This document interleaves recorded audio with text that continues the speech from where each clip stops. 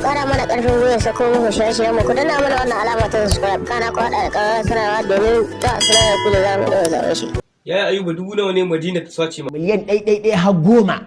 Ya dan kuma miliyan 10 fuka ce. Har da ɗoriya ma. To a ina ka samu miliyan 10? Miliyan 10 nan fa a gurin mahaifina na samu su.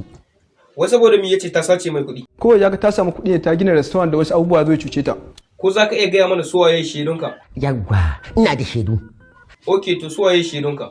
Akwai Gudidi, akwai Hauwa Aljana. Abdul ka taɓa jin sunayen waɗannan mutanen? Riya yake yallaɓai, wannan bai taɓa ganin miliyan 3 ma balle ya ce 10. To a ina za mu samu shaidu mai inganci? Yallaɓai ce ya kira mahaifin nashi ya zo nan wurin. Shin ya ma ka ce sunanka? Ayuba dan kwamu. Ya dan kwan mutum yanzu zaka kira mana mahaifinka? A'a, in kira mahaifina. Me ka magana mahaifina? To jariri ne ni? To wa zaka kira? Wannan magana fa daga ni sai ita ne. To ni bari na gaya wa Adananu mijinta ne. Adananu? Ya haka? AS ya dan kwan ya laka ma wata mata sata.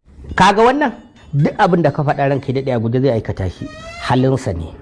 Sannan bai tsaya a yanan ba haddan farayi yake. Amma in dai wannan ne aikatawa zai yi, a guje zai aikata. Sai magana kake ƙara linkuma ni kake maimakon ka fitar da ni? A kwanakin baya da na gaya mai gaskiya hammari na sai da yi. Sai ma ake reshe ijuye da mujiya abin ya dawo kaina. To in haka ne na yafi.